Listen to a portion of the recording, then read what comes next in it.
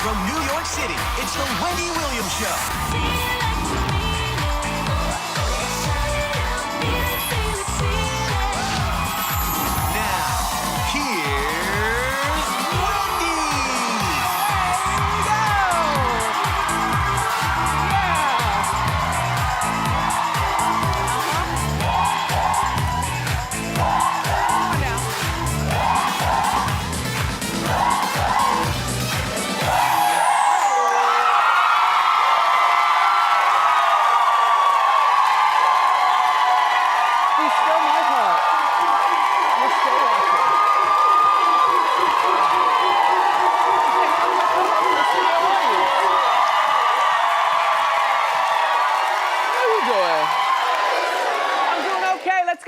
It's time for Hot Topics.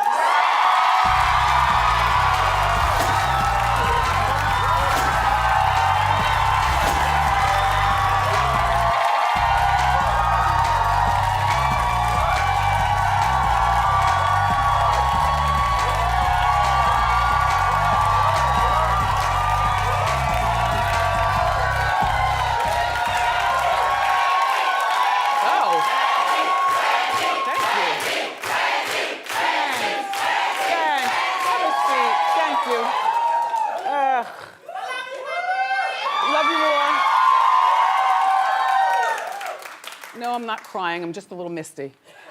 Well, no, it's spring break, and so in our town it's spring break, and so our son is here, because, you know, when he breaks, that means come and do the business. Do something around here, make it happen.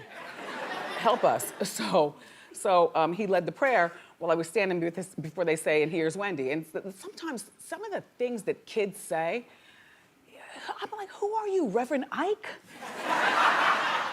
Like, you know, I got misty. I got misty. So, yeah, shout out to my son. He's a fine young man. Sometimes, that is. All right, so we woke up this morning, we found out DMX was sentenced to 1 year in prison. Now, we here at Hot Topics thought that the sentencing was gonna happen either Wednesday or Thursday, So we went to some of the publications like Time and the New York Times and, you know, some of the, I don't want to say more official publications, but for lack of a better word, more official publications, only to find out the tabloids had it correct all along. He was sentenced yesterday. All right, so here's the deal. That's a good 47, right? It's good. He was supposed to be going in for 5 years, but he only got a year. 1 year, and the sentence will also include 3 years of supervised release. Is that the more classy way of saying parole? What does that mean, a supervised release? And he also has to pay back the $2.2 million that he owes to the government in back taxes.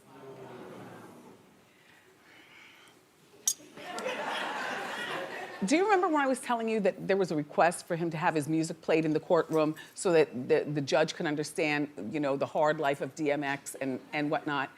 And I was like, who would ask something like that? That's not gonna happen. They played his music in the courtroom.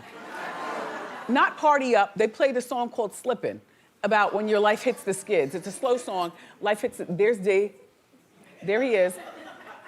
This is one of his baby's moms, who, from what I was told, her comment on this artist's rendition was, why did it make me look white? Really? This is what I have to ask you. Why would you have the 15th baby? The baby's in the courtroom. Babies shouldn't be in a courtroom. And who is this? And if you want real sympathy votes, then why wouldn't you be holding your own baby? I don't know who this woman is. The baby's right there. The baby's brand new. DMX cried, but we know he's good for crying. Authentic tears. We saw him on Iyanla Fix Your Life. Listen, he's got 9 kids. Excuse me, 15 kids and 9 babies' moms. He's 47 years old with a hell of a drug problem. He owes over $2 million in back taxes. This is an incorrigible case. He will, in my opinion, this is a person who will never get clean and see the good light of day.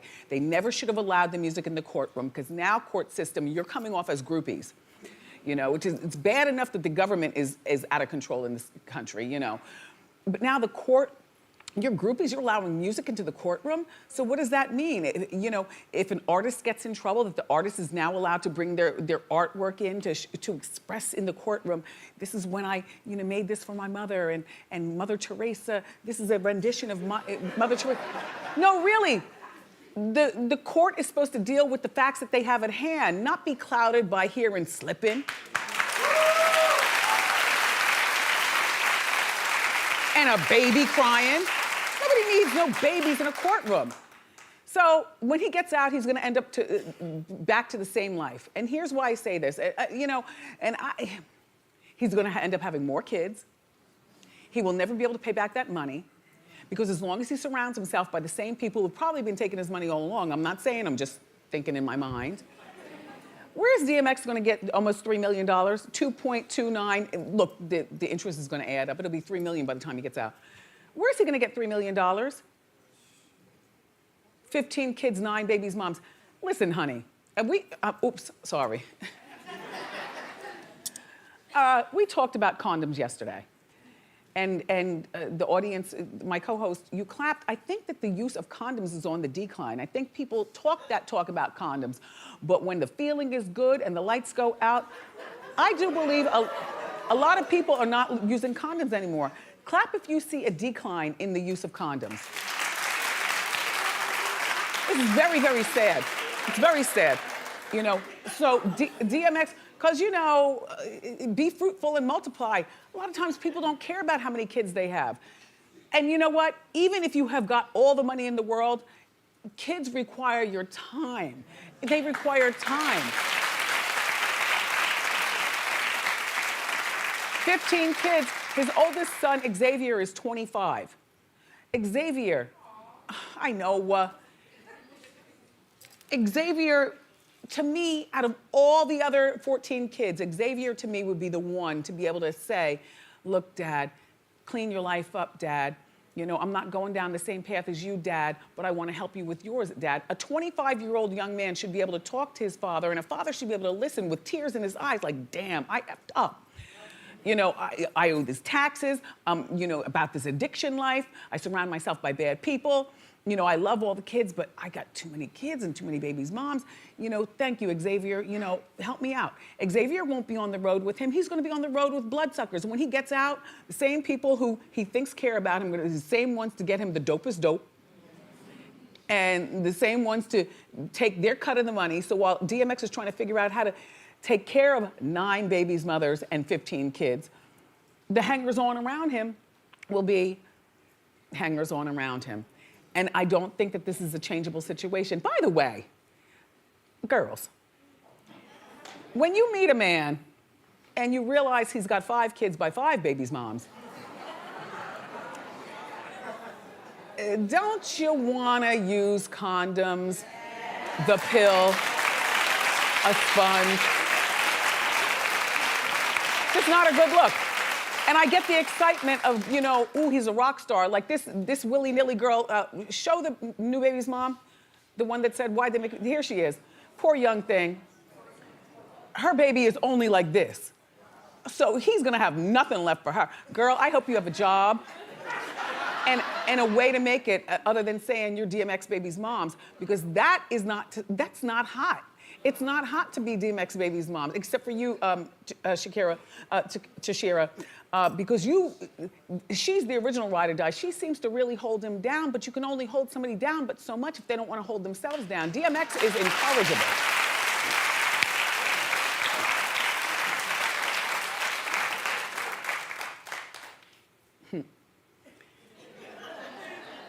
And so, Corey Feldman, you know, the attack, originally he said he was stabbed with a knife. Well, it turns out he thinks that it was a needle.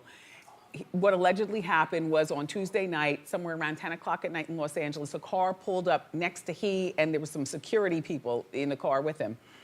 And the security cracked the window and stared the guys down. Well, first of all, why are you cracking a window and staring people down? That is not what I hire you for. You're hired to keep me safe, so you're not even supposed to be window to window to another car. Even regular people don't. Do you window to window? Not me. I always pull it up a little bit more, right? Pull it up a little bit more. And if there's no room to pull it up, I've been known to back it up a bit. I'm not lining up windows with you, number one. And then crack a window.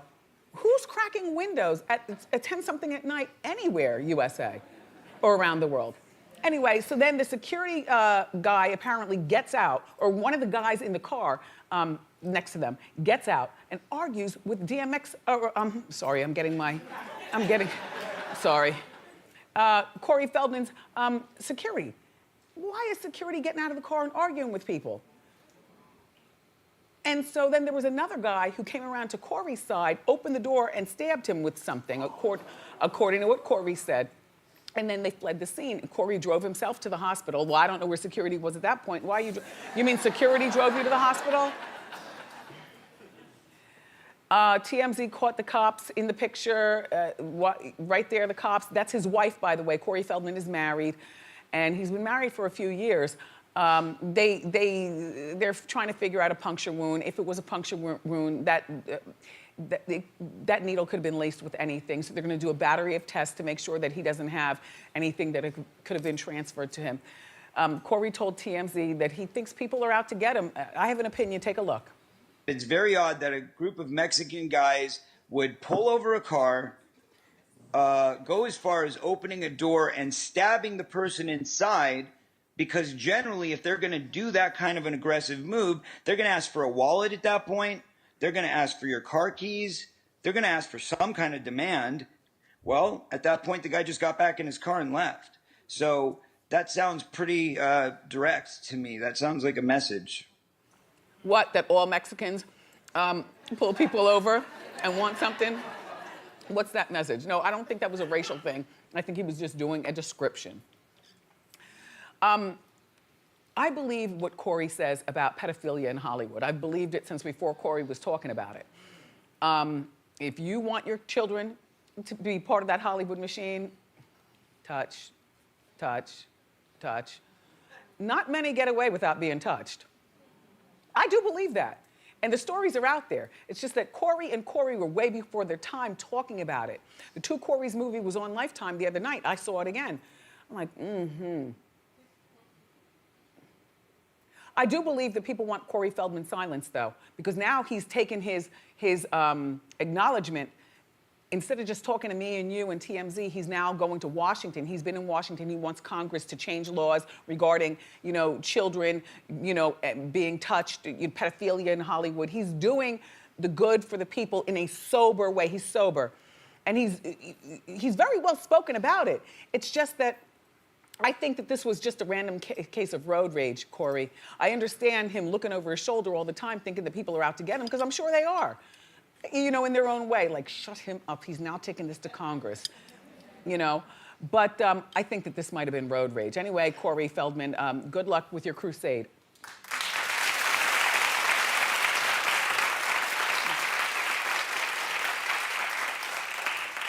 So here's my thought. You shouldn't be allowed to talk about your man if you have children together under 21 years old. In the case of, on social media, only one of you heathens agrees? Okay. Because the kids are innocent. You should not be able, Rick Ross wants the courts to shut down his baby's mom's social media. Well, her baby's mom's social media. He wants her social media shut down. That's a little extreme. But Rick is claiming that his ex, here she is, Tia Kemp, that she's been posting statements that make him look bad as a dad. Well, he might be a bad dad, but we don't need to see that on social media, and certainly the child doesn't need to see that, and we don't need to be all involved in the business. So remember, I'm not saying he's a bad dad. I'm saying he might be a bad dad, but why do we need to know this? Why can't you, Tia, handle this between you and your man and keep this away from the child eventually finding out when the child is old enough? So remember, last year we were here to remind you that she posted, couldn't get you to call your son last month to wish him happy birthday. His basketball tuition ain't paid yet either, but you got Birdman's bleep in your mouth.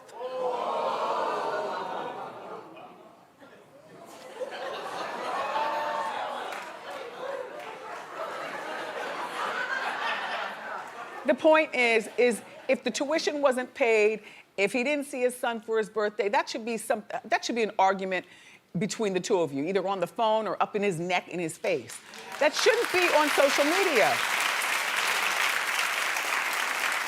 And regarding what you're implying, you know, Rick's relationship with Birdman, whatever, we don't need to see that either, because eventually, Tia, your kid is gonna get old enough and see this kind of stuff, and then your kid might resent you for putting that stuff out there.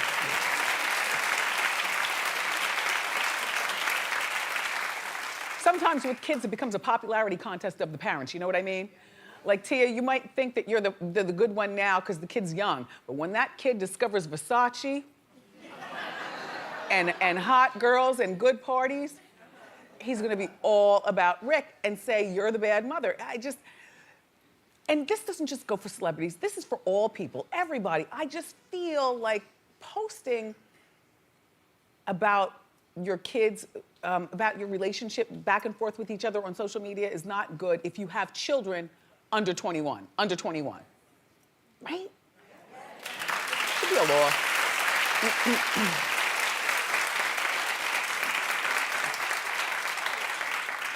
So this Walmart thing with Cosmopolitan, Walmart has decided to remove Cosmo, as you've heard, from their checkout aisles. Well, you know, I spend a lot of time in the grocery store, you probably do as well. When you're there with your children, when your children were younger, or maybe you have kids that age right now, you're standing there, you know, unloading your stuff, and your kids are looking, heat up sex. What about this one right here? Warm toys for your hot spots.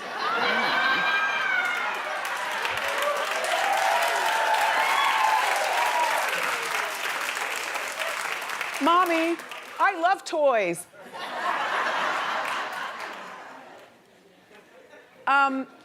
Look, Cosmo is reflective to me of today's society, where whether they're gonna see it on the front of Cosmo magazine or see it in between commercials on TV or see it from our president's mouth or hear it from, or hear it from, you know, or hear it from Rick Ross Baby's mom or CD. No, I'm just saying these are a few of the things going on that make, you know, society is just like, Walmart, by the way, are you still selling guns?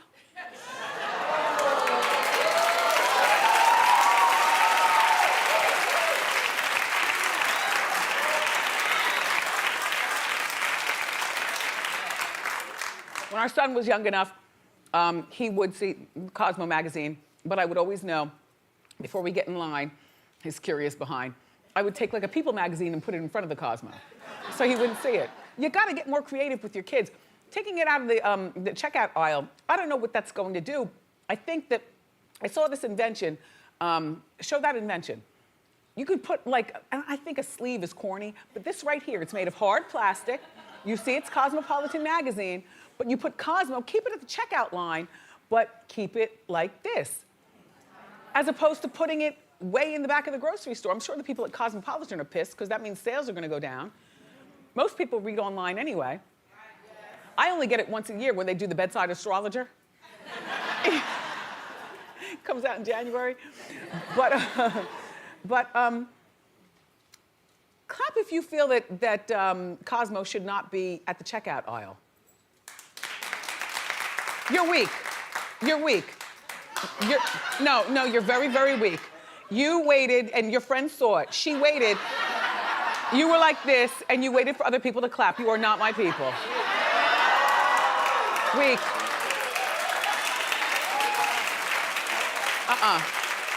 People who are my co-hosts stand in their own truth, even when other people are judging. That's not you. Get out. Listen, we got more great show for you. You know who's here?